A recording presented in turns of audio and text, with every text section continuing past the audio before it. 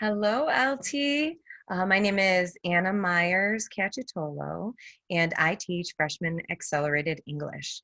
This is year 21 for me. I have been at LT for 19 of those 21 years. And actually, I've been teaching freshman Excel on and off probably for over 12 or 13 years at LT. So I'm so excited to tell you about the course today at our virtual open house.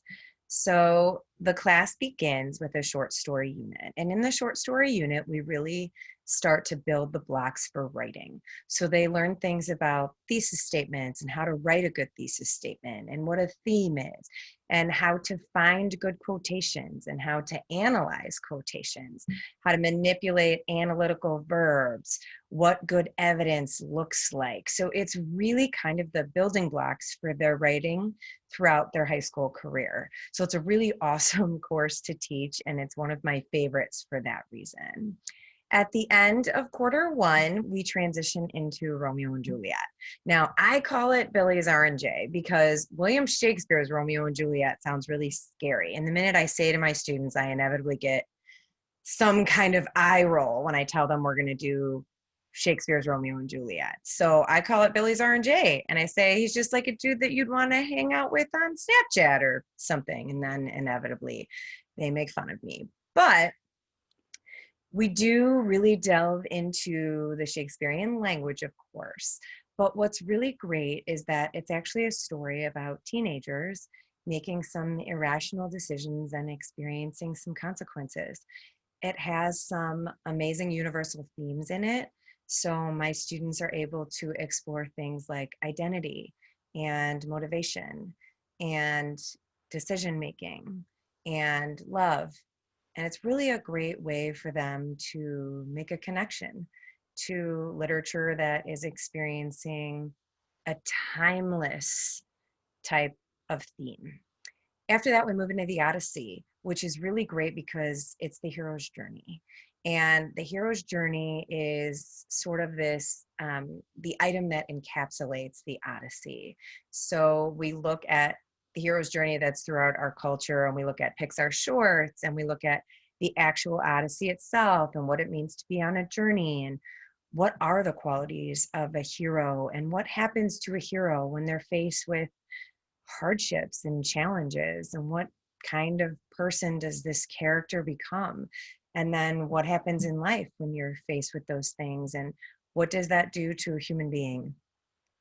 And then at the end of the year, we transition into Frankenstein, which my students generally love because it shifts sort of into this idea of virtual reality and technology and all the stuff that they love. And we look at artificial intelligence and if we'll have self-driving cars, which are obviously the Tesla, but then how did that technology begin and how can it be perfected, and what's the point of the iPhone? Why does everybody love it so much?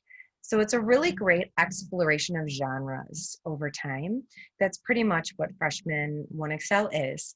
When it comes to things like grades and assessments, there's two big words that I make sure that my freshmen understand, and that is formative and summative. Formatives are the small ones, the practice before the game, so to speak. The summative assessments are the big ones. That's the big championship game. And in our case, that's when the grades count, right? So formatives don't actually count in the grade. It's the summatives that do. So then, of course, my students are always like, well, why would I do a formative?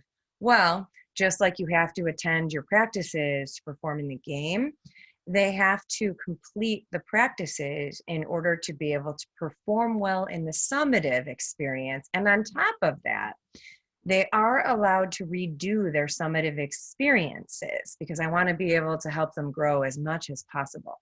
But in order to be able to redo their summatives, they have to have completed all of the formative assignments. So it sort of all fits together is what I tell them. So I'm trying to help them practice as much as possible to help them do really well on the summative.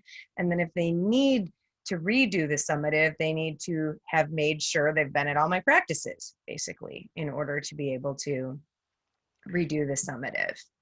I have made changes, obviously, to the course. I've added in Padlets and breakout rooms and Google Slides and Pear Deck and Kahoots. They really like the Kahoots to try to get them as interacted as possible. I know that this is hard for them, and I know that there are freshmen out there that are sorely disappointed that we are not in the building.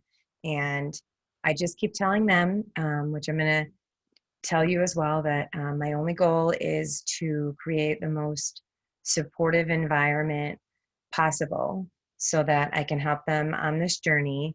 And I'll say to you, like I say to them, which is that pretty much we can do hard things together. If you guys need to contact me anytime, email is the best way, and it's ameyers@lths.net, and I will try to get back to you as soon as possible. And I want to send out lots of support and lots of love in this very crazy time.